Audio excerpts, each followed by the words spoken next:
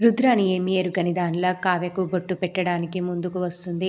సరిగ్గా అప్పుడే కనకం ఎంట్రీ ఇచ్చి ఆగు అని అరుస్తుంది. ఆ కేకకు ఇల్లంతా నిశ్శబ్దం ఆవరిస్తుంది.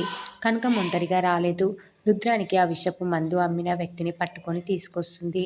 నా కూతురికి నువ్వు బొట్టు పెట్టడానికి వీల్లేదని కనకం అనడంతో రాజుతో సహా అందరూ ఆశ్చర్యపోతారు. తన మనసులో ఉన్న ఆవేదనను, రుద్రాని చేసిన కుతంత్రాన్ని అందరి ముందు కక్కేస్తుంది కనకం. రుద్రాని చాలా కోపంగా కనకం, అవతల ఇంట్లో అంత పెద్ద పండగ జరుగుతుంటే నువ్విక్కడికి వచ్చి అనవసరంగా రాద్ధాంతం చెయ్యకు. ఈ సంతోషాన్ని చెడగొట్టాలని చూస్తున్నావా అని అడుగుతుంది కనకంని రుద్రాని. రాదంతం నేను చేయడం లేదు రుద్రాని గారు, మీరే చేస్తున్నారు. రాత్రి ఈ మందు చూసినప్పుడు ఇది నా ఆరోగ్యం కోసం తెప్పించుకున్నాను అన్నావు. మరి ఇప్పుడు నా కూతురు తాగే కషాయంలో ఎందుకు కలుపుతున్నావు? ఎందుకని కనకం ప్రశ్నిస్తుంది రుద్రాణిని. రుద్రాణి తడబడకుండా, అప్పుడు నేను చెప్పింది వేరు, ఇది వేరు. ఈ మందు గురించి ఇంటిల్లిపాదికి తెలుసు. ఇది కావ్య తాగే కషాయంలో కలిపితే కడుపులో బిడ్డ ఆరోగ్యంగా పుడుతుందని పంతులు గారు చెప్పారు. నేను ఈ ఇంటి ఆడపడుచుని. నా వాళ్ళ చెడు నేనెందుకు కోరుకుంటాను అని తప్పించుకునే ప్రయత్నం చేస్తుంది రుద్రాణి. నువ్వు చెప్పేది పచ్చి అబద్ధమని నా మనసు చెప్తుంది. ఇది బిడ్డ ఆరోగ్యం కోసమే అయితే అందరి ముందు కలిపి ఇవ్వచ్చు కదా. ఇలా దొంగచాటుగా ఎందుకు చేస్తున్నావు అని కనకం రుద్రాన్ని ప్రశ్నిస్తుంది. రుద్రాని మండిపడుతూ, నువ్వు నా స్థాయిని ప్రశ్నించే దానివైపోయావా? అందరి సంతోషం చూసి నువ్వు ఓర్వలేకపోతున్నావు.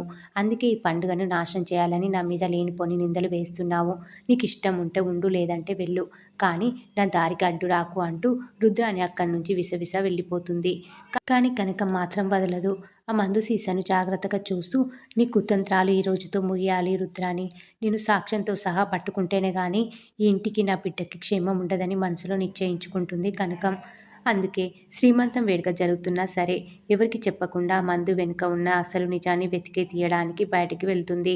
ఆ తర్వాతే ఆ పసరు మందు ఇచ్చిన వాడిని పట్టుకొని నేరుగా శ్రీమంతం జరుగుతున్న హాల్లోకి ఎంట్రీ ఇచ్చి రుద్రాని అసలు రంగు బయటపెడుతుంది కనకం. ఈ కుటుంబం మీద ఈమె పడగ విప్పింది. ఈ ఇంటి వారసుడిని పుట్టకముందే చంపేయాలని చూస్తుంది.